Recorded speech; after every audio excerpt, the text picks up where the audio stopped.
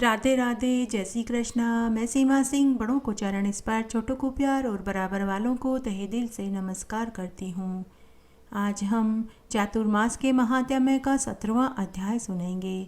अब तक हमने 16 अध्याय सुने हैं। अगर आपका कोई भी अध्याय सुनने से छूट गया है तो डिस्क्रिप्शन बॉक्स में मैं उसका लिंक छोड़ दूंगी। आप वहां से अपना छूटा हुआ अध्याय सुनकर पुण्य लाभ कमा सकते हैं।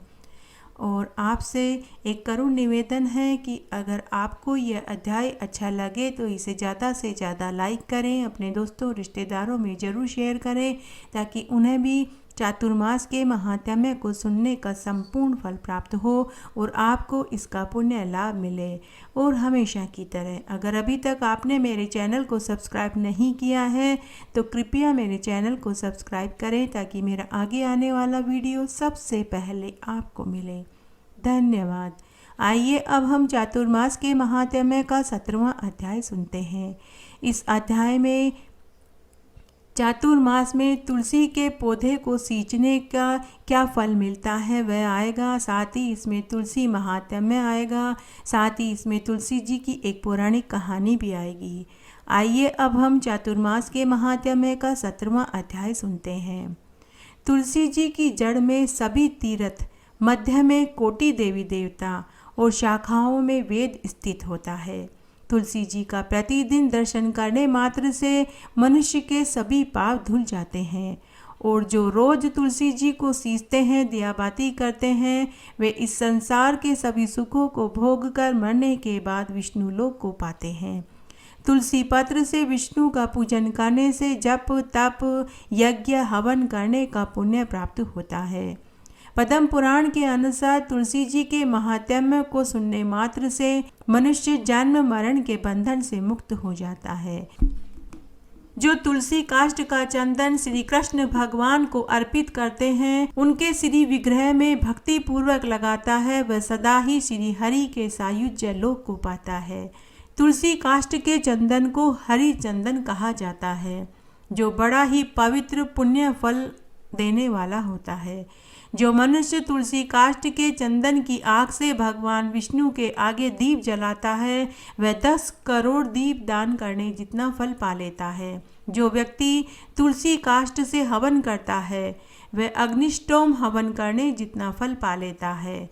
अगर मनुष्य चातुर्मास में तुलसी की लकड़ी की आंच में भगवान के लिए भोग बना कर के चढ़ाता है तो उसे सुमेरु पर्वत के समान धन धान्य की प्राप्ति होती है।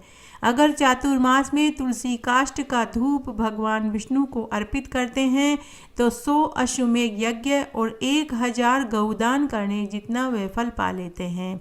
जो मनुष्य पूरे चातुर्मास में तुलसी के जड़ की मिट्टी का अपने सिर पर तिलक लगाकर भगवान का पूजन करते हैं, वे एक ही दिन में पूरे चातुर्मास का पुण्य फल पा लेते हैं। जो मनुष्य तुलसी जड़ की मिट्टी का लेप लगाकर चातुर्मास में स्नान करते हैं, उन्हें गंगा स्नान करने जितना फल मिल जाता है। जो तुलसी की मंजरी से भगवान शालिग्राम का पूजन करते हैं, वे कोटि देवी देवताओं का आशीर्वाद पा लेते हैं। जो व्यक्ति पूरे चातुर्मास में तुलसी दल भगवान को भोग के साथ अर्पित करते हैं, वे धनवान, पुत्रवान, कीर्तिवान, यशस्वी, तेजस्वी, चक्रवर्ती राजा बनते हैं। मरते हुए मनुष्य के मुंह में तुलसी चरणामृत डाल दिया जाए तो मरते समय की उस मनुष्य को पीड़ा नहीं उठानी पड़ती। उसके लिए यम मार्ग आसान हो जाता है। उसे यम मार्ग के कठिन दुख नहीं देखने पड़ते। उसे मरने के बाद सद्गति प्राप्त होती है। मृत व्यक्ति की चिता पर अगर तुलसी काष्ठ का एक छोटा सा टुकड़ा रख कर जलाया जाता है तो वह सीधे विष्णु लोक को पाता है। जिस घर के आंगन में तुलसी का पौधा होता है वह घर स्वर्ग के समान माना जाता है। उस घर पर कभी यमराज की दृष्टि नहीं पड़ती। रोज तुलसी को सींचने, पूजा करने, दियाबाती करने से वह मनुष्य समस्त यज्ञों तीर्थों में स्नान करने जितना फल पा लेता है। तुलसी चरणामृत पीने से सभी पाप नष्ट हो जाते हैं। भगवान विष्णु की तुलसी से पूजा करने से उस मनुष्य के समस्त पाप नष्ट हो जाते हैं और पुण्यों में वृद्धि होने लगती है। अगर चातुर्मास में व्यक्ति तुलसी दल से स्नान करता है तो वह पाप मुक्त होकर आनंद का अनुभव करता है। जिसके घर में तुलसी का पौधा विद्यमान होता है उसका घर किसी तीर्थ के समान माना जाता है। वहाँ यमराज के दूत नहीं जाते। जो मनुष्य तुलसी काष्ठ संयुक्त गंध धारण करता है, क्रियमाण पाप उसके शरीर का स्पर्श तक नहीं करते। जहाँ तुलसी वन की छाया होती है वहाँ पितरों की तृप्ति के लिए श्राद्ध करना चाहिए। जिसके कान में, मुख में, मस्तक पर तुलसी का पत्ता होता है उसके ऊपर यमराज की दृष्टि नहीं पड़ती। जो मनुष्य तुलसी के इस महात्म्य को सुनता है वह इस जन्म के सभी सुखों को भोग कर मरने के बाद विष्णु लोक को पाता है। जिसने अपने घर में तुलसी का पौधा लगाया है वह कभी भी दरिद्रता को प्राप्त नहीं होता। तुलसी के दर्शन मात्र से ही उस मनुष्य के समस्त पाप नष्ट हो जाते हैं, क्योंकि तुलसी भगवान की अत्यंत प्रिय है, लक्ष्मी का साक्षात रूप है। इसके तने में समुद्र का वास है, पत्तों में स्वयं लक्ष्मी जी का, शाखाओं में कमला का, पुष्पों में इंदिरा का वास है। इसमें कोई संशय नहीं है। तुलसी की सूखी लकड़ी भी सारे विश्व के बड़े बड़े कष्टों को दूर करने में समर्थ है और भगवान विष्णु को अत्यंत प्रिय है। सब रूपों में ही तुलसी आनंद देने वाली है। तुलसी के चखने मात्र से यमलोक में जाने का भय नहीं सताता। जो मनुष्य तुलसी को सिर पर धारण करता है उसको किसी प्रकार का दुख प्राप्त नहीं होता। जो अपने मुख में तुलसी का पान करता है वह निर्वाण पद को प्राप्त हो जाता है। जो श्रद्धा से तुलसी का स्पर्श करता है उसके तीनों प्रकार के कायिक, वाचिक, मानसिक पाप दूर हो जाते हैं। जो हृदय में तुलसी को धारण करता है उसकी सभी मनोकामनाएं भगवान विष्णु पूरी कर देते हैं। तुलसी के सींचने से उस मनुष्य के समस्त पाप क्षीण हो जाते हैं। यदि मृत्यु के समय मरने वाले के कंठ में भक्ति के साथ तुलसी पत्र पानी के साथ डाला जाता है तो उस मरने वाले व्यक्ति ने अपने जीवन भर में चाहे कितने भी पाप करे हों वह सभी पापों से मुक्त हो जाता है और भगवान विष्णु के परम पद को प्राप्त होता है। तुलसी के चिंतन करने मात्र से मनुष्य को सभी सिद्धियां सुलभ हो जाती है, इसमें कोई संदेह नहीं है।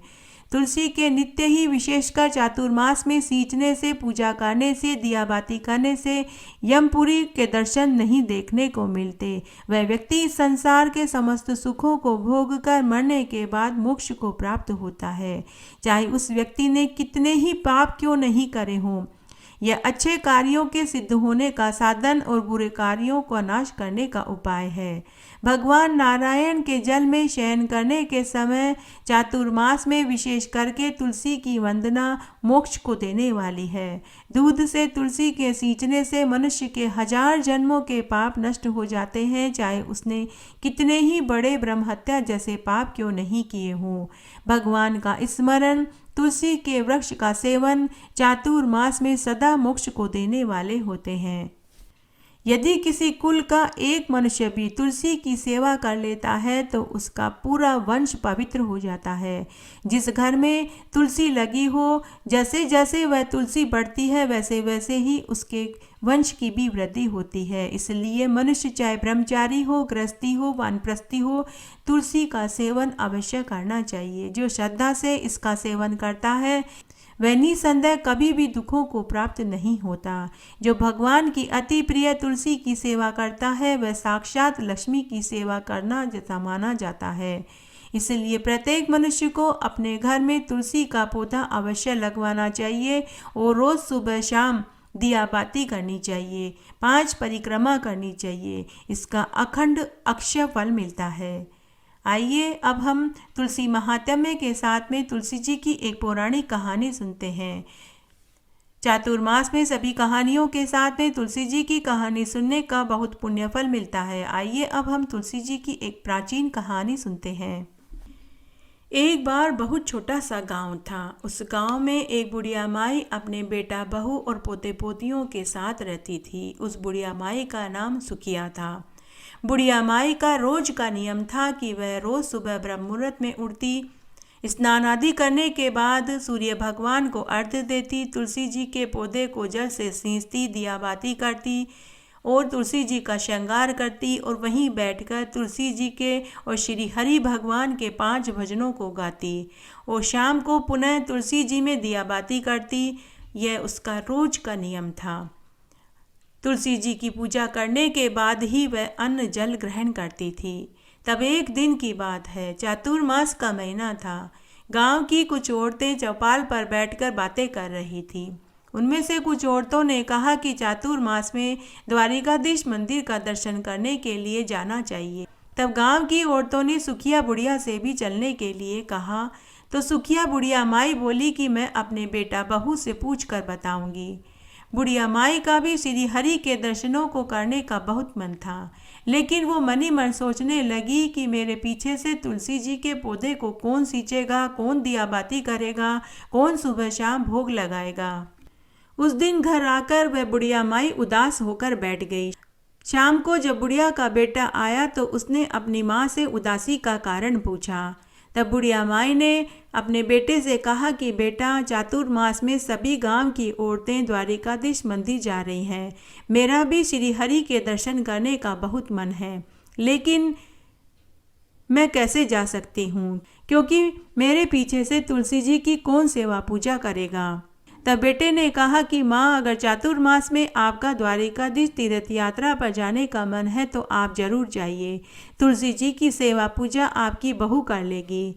तब बुढ़िया ने कहा कि बेटा, एक बार तू बहू से पूछ लेता तो अच्छा होता। तब बेटा ने कहा कि माँ, इसमें पूछने की क्या बात है, तुम्हारे पीछे से तुम्हारी बहू सारा काम कर देगी। तब बुढ़िया माई ने खुशी खुशी खाना खाया और रात्रि में सो गई। तब रात्रि में बुढ़िया का बेटा अपनी पत्नी से बोला कि मेरी माँ कुछ दिनों के लिए द्वारिकाधीश तीर्थ यात्रा पर चातुर्मास में जाएगी। तुम मेरी माँ के लिए 7-8 दिनों के हिसाब से घी और काजू बादाम डालकर आटे के मावे के घी के लड्डू बना कर के दे देना। और हाँ, पीछे से मेरी माँ का एक काम भी तुम्हें ही करना है। तुम्हें रोज नियम से सुबह शाम तुलसी जी को सींचना है, दिया बाती करना है और भोग भी लगाना है। समय बुढ़िया की बहू ने हामी भर दी, लेकिन रात भर वह कुड़कुड़ करती रही। वह मनी मन सोचती रही कि मुझे तो कभी भी एक दिन के लिए मायके नहीं भेजते हैं और अपनी माँ को 8-8 दिनों के लिए तीर्थ यात्रा पर भेज रहे हैं और अपनी माँ का काम भी मेरे से ही करवा रहे हैं। साथ ही अपनी माँ के लिए देसी घी के लड्डू भी बनवाने की कह रहे हैं। बुढ़िया की बहू अपने सास को सबक सिखाने के लिए योजना बनाने लगी। जब सास के जाने की तैयारी हो रही थी तो बहू ने तुलसी के पौधे को जड़ से उखाड़कर लड्डू के डब्बे में रख दिया और उस डब्बे को थैले में रखकर अपनी सासू माँ को देते हुए बोली कि सासू माँ, इसमें घी के लड्डू हैं, आप रोज सुबह शाम खा लेना। सास ने बहू को ढेरों आशीर्वाद दिए। अखंड सौभाग्यवती रहो, दूधो नहाओ, पूतो फलो इत्यादि। बुढ़िया ने अपने पोते पोतियों को गले से लगाया और ढेरों आशीर्वाद दिए। इस तरह बुढ़िया माई अपनी संग की सहेलियों के साथ में द्वारिकाधीश तीर्थ यात्रा के लिए चली गई। पहले के जमाने में पैदल यात्रा किया करते थे। चलते चलते संध्या हो गई। सभी ने एक जगह रात्रि विश्राम किया। सभी अपना अपना खाना निकाल कर के खाने लगी। बुढ़िया माई ने भी लड्डू का डिब्बा खोला तो उसमें से देसी घी और काजू बादाम के लड्डू निकले। बुढ़िया ने अपने लड्डुओं में से आधा आधा लड्डू सभी को दिया। सभी ने बुढ़िया की बहू की खूब तारीफ करी कि अरे बहन, तेरी बहू तो तेरा बहुत ख्याल रखती है, तेरे लिए काजू बादाम और घी के लड्डू बना कर के दिए हैं। हमारी बहू ने तो तेल के पराठे बनाए हैं। तो दूसरी ने कहा कि बहन, मेरी बहू ने तो सूखी रोटियां ही दे दी है। तो तीसरी ने कहा कि मेरी बहू ने तो बाटी और अचार दी है। इस तरह से सभी ने बुढ़िया की बहू की तारीफ करी। उस रात्रि को सुखिया बुढ़िया मनी मन बेटा बहू को ढेरों आशीर्वाद देने लगी। इस तरह 2-3 दिन पैदल चलते चलते वे द्वारिकाधीश मंदिर में पहुंच गए। सबसे पहले उन सभी ने नदी में स्नान किया, फिर द्वारिकाधीश मंदिर के दर्शन करने के लिए पहुंचे। वहां बहुत लंबी लंबी लाइनें लगी हुई थी। उस दिन बुढ़िया माई ने एकादशी का उपवास रखा था। वो लंबी लंबी लाइनें देखकर घबरा गई और मनी मन सोचने लगी कि जब तक मेरा नंबर आएगा कहीं पट बंद न हो जाए और कहीं मैं श्री हरि के दर्शन भी न कर पाऊं। उसने आंखें बंद करके दोनों हाथ जोड़कर भगवान से दर्शनों की विनती करने लगी। थोड़ी ही देर में जब बुढ़िया माई ने आंखें खोली तो उसने अपने आप को लाइन में सबसे आगे पाया। सामने भगवान श्री हरि के दर्शन हुए तो वह गदगद हो गई और वह समझ नहीं पाई कि यह चमत्कार कैसे हुआ। तभी पुजारी जी की आवाज से उसकी तंद्रा टूटी। बुढ़िया माई ने लड्डू के डिब्बे में से लड्डू निकालना चाहा तो उसमें मात्र सिर्फ एक ही लड्डू बचा था और 3 तुलसी की पत्ती थी। तब बुढ़िया माई ने एक कागज में वह लड्डू रखा और तुलसी की पत्ती रखी और दक्षिणा के 11 रुपए रखे और पुजारी को वह प्रसाद पकड़ा दिया। बुढ़िया फिर से सोचने लगी कि इतने सारे प्रसादों के बीच में उसका एक लड्डू का प्रसाद भगवान के पास थोड़े ही पहुँचेगा। यहाँ तो इतने बड़े बड़े सेठ आए हैं, ढेरों महंगी महंगी मिठाइयाँ लाए हैं। उसने फिर से आंखें बंद करी और भगवान से भोग स्वीकार करने की प्रार्थना करने लगी। जब उसने फिर से आंखें खोली तो उसने फिर चमत्कार देखा। उसने देखा कि श्री हरि के हाथ में उसी का लड्डू और तुलसी दल था। वह तो पागल जैसी हो गई और खुशी के मारे जोर जोर से श्रीमन नारायण नारायण हरि हरि, श्रीमन नारायण नारायण हरि हरि करने लगी। वह जोर जोर से बोलने लगी। जब तक पट बंद नहीं हुए बुढ़िया माई एक टक श्री हरि को निहारती रही। जब पट बंद हो गए तो सुखिया बुढ़िया माई भगवान के मंदिर की सीढ़ियों पर आकर बैठ गई और अपने साथ वाली सहेलियों का इंतजार करने लगी। जब उसके गांव की सभी सहेलियां आ गई तो सभी कहने लगी कि उन्हें तो श्री हरि के दर्शन अच्छे से ही नहीं हुए, लेकिन बुढ़िया माई ने कहा कि मुझे तो बहुत बढ़िया दर्शन हुए। वहाँ एक पुजारी प्रसाद बांट रहा था तो सबने प्रसाद पाया। तब बुढ़िया माई ने उसमें से थोड़ा सा प्रसाद खाया और बाकी बचे हुए प्रसाद को लड्डू के खाली डिब्बे में रख लिया ताकि अपने बेटा बहू और पोते पोतियों को भी प्रसाद दे सके। फिर सभी थोड़ी देर विश्राम करके वापस गांव की ओर लौट आए। जब बुढ़िया अपने घर पहुंची तो वहां उसकी बहू नहीं थी। आंगन में तुलसी का नया पौधा दिखाई दिया। बेटे ने अपनी माँ को अपनी पत्नी की पूरी करतूत बताई। बेटे ने कहा कि माँ, तुम्हारी बहू ने घी के लड्डू की जगह तुलसी का पौधा उखाड़ कर डिब्बे में रख दिया था। तुझे घी के लड्डू तो दिए ही नहीं, इसलिए मैंने उसे घर से निकाल दिया है। तब बुढ़िया माई को बहुत आश्चर्य हुआ। उसने अपने बेटे से कहा कि बेटा, लेकिन मेरा लड्डू का डिब्बा तो घी के काजू बादाम के लड्डुओं से भरा हुआ था और भगवान श्री हरि ने भी मेरा प्रसाद ग्रहण किया। बेटा, तब मैं समझ नहीं पाई कि भगवान ने मेरे लड्डू का प्रसाद क्यों ग्रहण किया और अब समझ में आ रहा है कि लड्डू के डिब्बे में तुलसी की 3 पत्तियां कहाँ से आई। अब मुझे समझ में आ रहा है कि मेरे लड्डू के डिब्बे में लड्डू कहाँ से आए और तुलसी की 3 पत्तियां कहाँ से आई। बेटा, अब मुझे पूरी समझ में आ गई है कि मेरी तुलसी माता ने तुलसी को लड्डुओं में बदल दिया और अंत में 3 पत्तियां छोड़ दी ताकि मैं लड्डू के प्रसाद के साथ तुलसी दल रखकर भगवान श्री हरि को अर्पित कर सकूं। माँ ने कहा कि बेटा, मैंने माना कि बहू ने गलती करी है, लेकिन उसकी गलती से मुझे कई चमत्कार देखने को मिले। तुलसी दल का लड्डुओं में बदलना, भगवान का दर्शन होना, भगवान श्री हरि का मेरा भोग स्वीकार करना, ये सब चमत्कार मुझे देखने को मिले। बेटा, बहू मायके चली गई होगी, तुम अभी जाओ, मेरी बहू को, मेरे घर की लक्ष्मी को घर लेकर आओ। बुढ़िया का बेटा अपनी पत्नी को लेकर आया। बहू ने आते ही सासू माँ के चरण पकड़ लिए और अपनी गलती की माफ़ी मांगी। सासू ने कहा कि बहू, तू बड़ भागी है, तेरी वजह से ही मुझे भगवान श्री हरि के दर्शन हुए। माना कि तूने गलती करी, लेकिन तेरी गलती की वजह से आज मैं श्री हरि के दर्शन पाकर तृप्त हो गई। मैंने तो तुझे माफ़ कर दिया, लेकिन भगवान से और तुलसी माता से तुझे खुद माफ़ी मांगनी होगी। उसके लिए तुझे रोज़ विष्णु भगवान की पूजा करनी होगी, तुलसी जी में दिया बाती करनी होगी, तुलसी जी को रोज़ सींचना होगा। बहू को अपनी गलती का एहसास हो चुका था। तब सासू माँ ने बहू को भी अपने 3 चमत्कार वाली बात बताई। अब बहू को भी तुलसी जी की महिमा समझ में आ चुकी थी। तभी उसके पोते पोती आए और बोले कि दादी माँ, आप हमारे लिए तीर्थ यात्रा से क्या लेकर आए। तब बुढ़िया माई ने घी के लड्डू के डब्बे को खोला ताकि बच्चों को प्रसाद दे सके, लेकिन जैसे ही उसने घी के लड्डुओं के डब्बे को खोला तो वह हीरे मोती सोने चांदी से भरा हुआ था। बुढ़िया माई को फिर से चमत्कार देखने को मिला। बुढ़िया माई ने यह चमत्कार अपने बेटा बहुओं को भी दिखाया। बेटा बहू भी ये चमत्कार देखकर दंग रह गए। बुढ़िया माई ने कहा कि बेटा, यह लड्डू का डिब्बा तो पूरा खाली हो चुका था। मैंने वहाँ से जो प्रसाद लिया था वह तुम लोगों के लिए इसमें रखा था। इसमें प्रसाद के अलावा और कुछ नहीं था। बेटा देखो, यह भी हीरे मोती और सोने चांदी से भरा हुआ है। अब तो बेटा बहू भी तुलसी की महिमा को समझ चुके थे। बुढ़िया माई के द्वारा तुलसी जी की रोज सेवा पूजा करने से उनका घर धन धान्य से भर गया था।